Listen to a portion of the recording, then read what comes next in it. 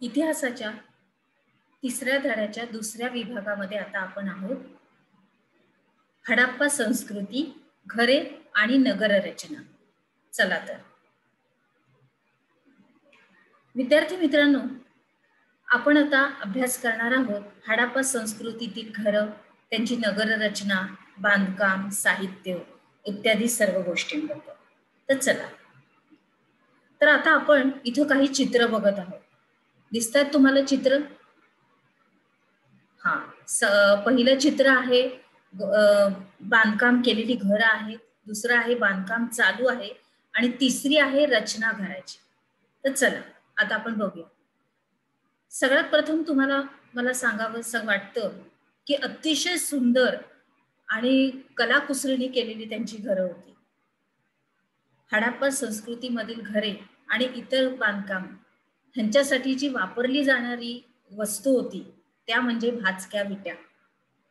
चांगल्या विटा भाजून ते अतिशय मजबूत असं बांधकाम आपल्या घरासाठी करत असत.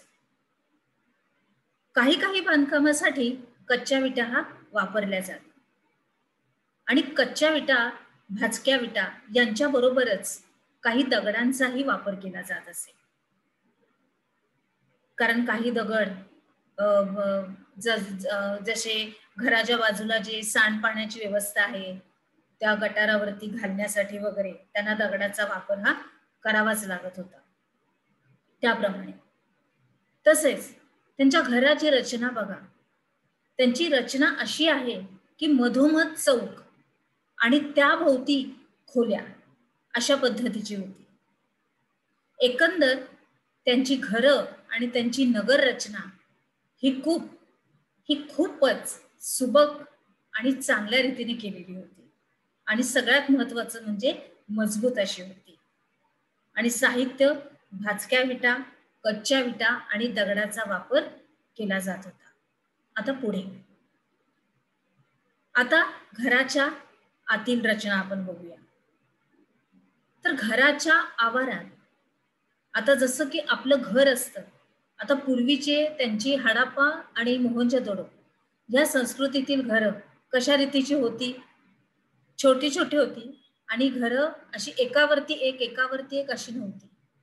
तर त्या घरामध्ये एकावरती जरी एक घर असेल तरी त्याचं अंगण होतं. त्या अंगणात विहिरी, स्नानगृह, शौचालय हे सर्व काही उपलब्ध असत. तसंच सांडपाणी वाहून नेण्यासाठी मातीच्या, मी तुम्हाला अगोदर सांगितलं होतं की भाजक्या विटांचा त्यांनी जास्तीत जास्त वापर केलेला आहे. तर त्याच भाजक्या मातीचा, पन्हाळीचा सारखा वापर त्यांनी केला होता.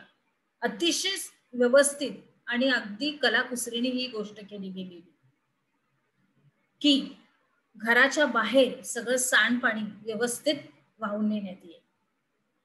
त्याच्यानंतर जी काही त्यांनी रस्त्यावरची गटारं बांधली होती त्या रस्त्यावरती सुद्धा ते संपूर्णपणे विटांनी बांधून काढलेली होती आणि ती झाकलेली सुद्धा होती, म्हणजे कुठल्याही रोगाचा प्रादुर्भाव किंवा काहीही समस्या त्यांना येऊ नये म्हणून. आणि या सर्व रचनेमध्ये सार्वजनिक आरोग्याबद्दल ते किती जागरूक होते हे आपल्याला स्पष्ट दिसून येतं.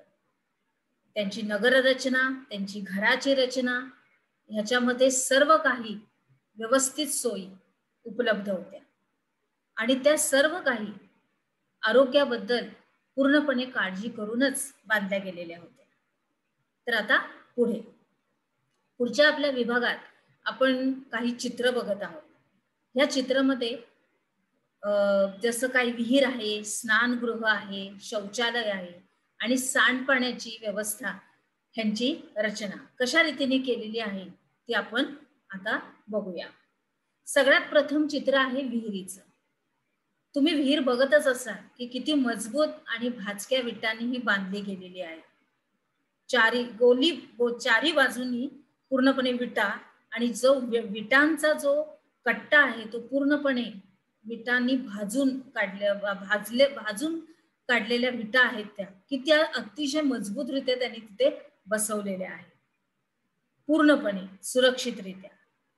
दुसरा आहे स्नानगृह. स्नानगृहामध्ये आपण घराच्या बघू शकतो की कशा पद्धतीचा दरवाजा आहे, की एकच स्नानगृह म्हणजे एकच मनुष्य जाऊन स्नान करू शकणार. तर त्याच्या योजनेनुसार त्यांनी एकदम व्यवस्थित ते स्नानगृह बांधलेलं आहे. त्याच्यामध्ये ऐस पैस जागा तुम्हाला दिसण्यात येत आहे. त्याच्यावरती त्याच्या चारी बाजूला संपूर्णपणे विटांचं संपूर्णपणे कुंपण पण आहे व्यवस्थित स्नानगृहाच्या. त्याच्यानंतर तिसरं चित्र शौचालयामध्ये योग्य ती व्यवस्थित विभागणी करून त्यांनी ते बांधलेले आहे आणि आपल्या चित्रात ते अगदी स्पष्ट दिसतंय. चौथा आहे सांडपाण्याची व्यवस्था.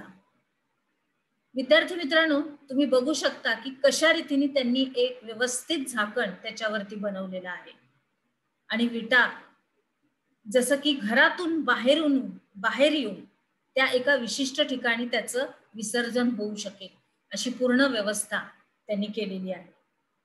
आता पुढे आता आपल्याला बघायचंय की ह्यांचे रस्ते आणि विभाग कशा रीतीने त्यांनी आखणी आणि मांडणी आणि कशा रीतीने आखलेले आहे बघूया. हडप्पा संस्कृतीमधली जी घरं होती आजूबाजूचे जे रस्ते होते ते रुंद असायचे आणि ते एकमेकांना काटकोनात छेदतील असे त्यांनी बनवले होते. काटकोनात म्हणजे आपण काटकोनातला गणितामधला आहे तसा त्या पद्धतीने त्यांनी ते रचना केली होती. आणि जो तयार होणारा जो चौकोन असायचा त्याच्या आतमध्ये ते घरं बांधायचे. लक्षात आलं? जागेचा अतिशय चांगल्या रीतीने ते वापर करत आणि पूर्णपणे घर सुद्धा व्यवस्थित त्याच्यामध्ये ऐसपैस जागेमध्ये त्यांना बांधण्यात येत असे. त्याच्यानंतर नगराचे 2 किंवा अधिक विभाग केले जात.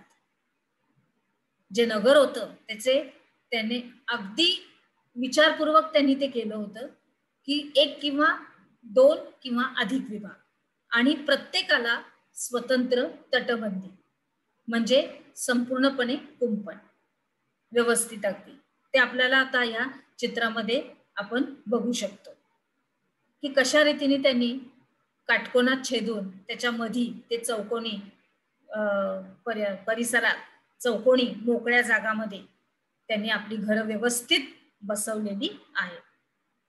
बघितलं? चला आता पुढे. तर आता आपण काय शिकलो ह्याच्यामधून आपण बघूया की हडप्पा संस्कृती घरे बांधण्यासाठी काय साहित्य वापरले जाईल. त्यांची घरं ते बांधत असत तर त्याच्या वेळेस ते काय साहित्य वापरत असत. तेथील घरांची रचना कशी असेल. सार्वजनिक आरोग्याबद्दल ते किती जागरूक होते हे कशावरून दिसून येतं. आणि हडप्पा संस्कृतीतील रस्त्याची रचना तुम्हाला लिहायची आहे. चला आता आपण आपल्या दुसऱ्या विभागात प्रवेश करूया. तिसऱ्या